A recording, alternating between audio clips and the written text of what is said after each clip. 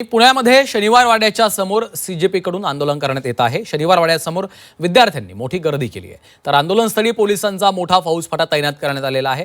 लाल महल ते जिल्हाधिकारी कार्यालयापर्यंत मोर्चाचं आयोजन केलेलं आहे। या बातमीकडे आपण जाणारच आहोत, त्यापूर्वी एक पाहूयात महत्त्वाच्या घडामोडींचा वेगवान आढावा।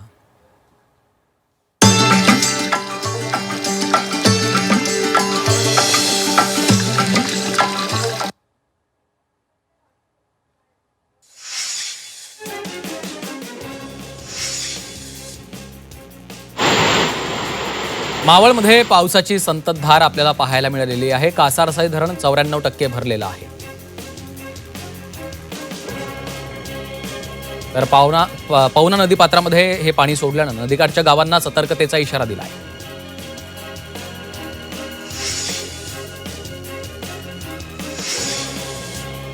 नाशिक जिल्ह्यातील त्र्यंबकेश्वर, इगतपुरी, दिंडोरी, निफाड तालुक्यामध्ये मुसळधार पाऊस असल्यामुळे गोदावरीच्या उपनद्यांना पूर आलाय। गोदावरी नदीनं रौद्र रूप धारण केल्यानं प्रशासनानं नदीकाठच्या गावांना सतर्कतेचा इशारा दिला।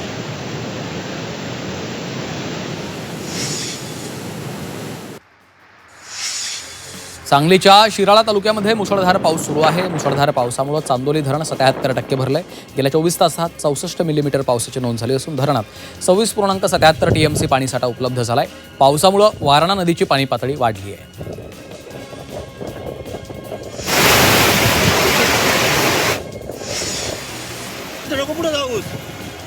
राजगड वेल्हे तालुक्यात मुसळधार पावसामुळे ओढ्यांना पूर आला असून अनेक ठिकाणी माती वाहून गेली। वेल्हे बाजारपेठेतील ओढा खचल्याने एका टिंबर दुकानाला तडे गेले आहेत। प्रशासनानं नागरिकांना सतर्कतेचा इशारा दिला।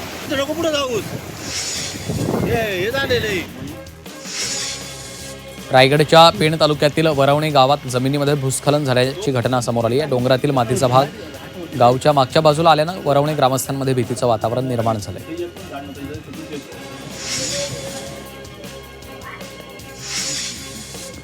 जळगावच्या जामनेरमध्ये जीर्ण व्यापारी संकुलाचा भाग कोसळला। पावसापासून बचावासाठी थांबलेल्या 2 महिला आणि 2 मुलांना किरकोळ दुखापत झालेली आहे। 37 वर्ष जुन्या या इमारतीला धोकादायक घोषित करण्यात आलं होतं।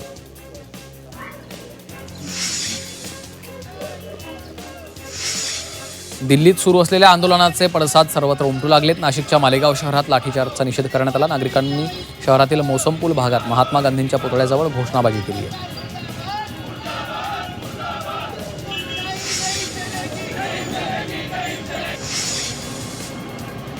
अजित पवार यांच्या जयंतीनिमित्त शिरूर हवेली तालुक्यात विशेष आरोग्य सप्ताहाचं आयोजन केलं। या निमित्तानं आमदार माऊली कटके यांनी सरकारी प्राथमिक आरोग्य केंद्रात आरोग्य तपासणी करून नागरिकांना सरकारी आरोग्य सेवांचा लाभ घेण्याचं आवाहन केलं।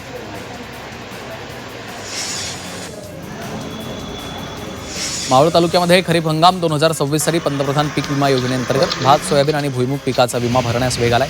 शेतकऱ्यांना नैसर्गिक आपत्तीपासून संरक्षण मिळावं यासाठी पीक विमा भरण्याचं आवाहन केलं जातं।